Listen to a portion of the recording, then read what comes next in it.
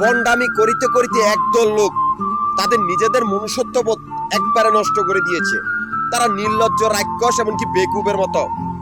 তারা নিকৃষ্ট শয়তান বা বেঈমানের মতো, যারা আলগা টেকা খাইতে খাইতে নিজেদের ইমানকে বিক্রি করে ফেলেছে। এরা ধর্ম ব্যবসায়ী বা ভণ্ড বাবা। এরা সেই অবৈধ আমাদের সরকারি অফিসার, যারা আমাদের ব্যবসায়িক ব্যাংকগুলার, বাড়িঘরগুলার ভিতরে অবৈধভাবে বহুরূপী। এরাই সে বহুরূপী শয়তানের দল, যারা আলগা টেকা খাইয়া নিজেদের মনুষ্যত্ব বিক্রি করে ফেলেছে। যারা কার টেকা খাইতেছে তাও জানে না, এমনকি কার ব্যবসা প্রতিষ্ঠানের টেকা খাইতেছে তাও জানে না।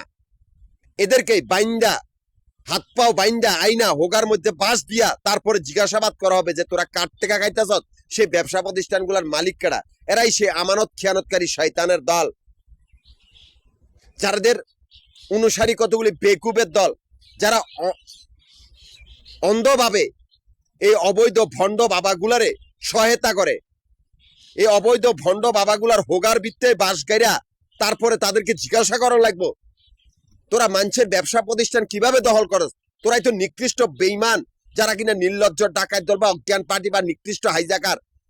এরা বাঁচার জন্য ধর্মকে ঢাল হিসেবে ব্যবহার করে। এমনকি এরা বহুরূপী শয়তানের দল, যারা আমাদের ব্যবসায়িক ব্যাংকগুলার, বাড়িঘরগুলার ভিতরে সরকারি অবৈধ অফিসার হইয়া বয়ে থাকে, সরকারি অবৈধ অফিসারদের পোশাক পরিয়া। এমনকি আমাদের ব্যবসা প্রতিষ্ঠানের টেকাগুলা ভাঙ্গা খাইতেছে, মনে ওদের বাপে কামাই থইছে। ভাই, আমরা স্বাধীন মানুষ, স্বাধীন কথা বলি, আমাদের কোনো ধর্ম নাই। আমার কর্ম রাস্তার থেকে, কিয়ামতের ডাকো রাস্তার থেকে দিতেছি। আমি একটি কোম্পানির দায়িত্বরত থাকা অবস্থায় সেই কোম্পানির পুরনো বাড়িঘরগুলার লক দিয়ে রিপিট জল্লাদখানার ব্যবসা তৈরি করেছি।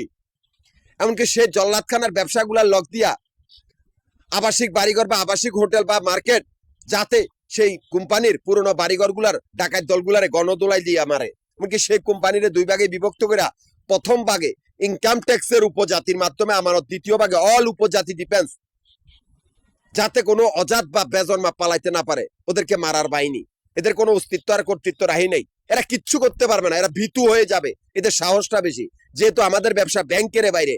আমি ঢাকা, গাজীপুর, নারায়ণগঞ্জ, তিনটা জেলা সমিতির প্রধান। তিনটা জেলা সমিতির অফিস মিরপুর, নবাবপুর, মতিঝিল।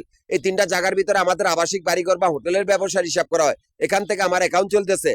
অথচ মাফিয়া সেই কুত্তার দল, যাদের ব্যাংকের ভিতরে অস্তিত্ব নেই, ব্যাংকের বাহিরের ব্যবসা দখল করার জন্য আমাদের এই ক্যাশ কাউন্টারগুলোর সামনে আস্তানা করেছে। আমাদের সমিতির অফিসিয়াল কাগজপত্রগুলা চুরি করে, আমাদের সমিতির কর্মচারী বা সমিতির সদস্যগুলার খুন করে এমন একটা পরিস্থিতি করছে যাতে আমরা না যাই। কি হবে, সেই জায়গাগুলোর ভিতরে আমরা জল্লাদখানা দিয়েছি। মিরপুর, নবাবপুর, মতিঝিল, এই তিনটা জায়গায় তিনটা জল্লাদখানার আমানত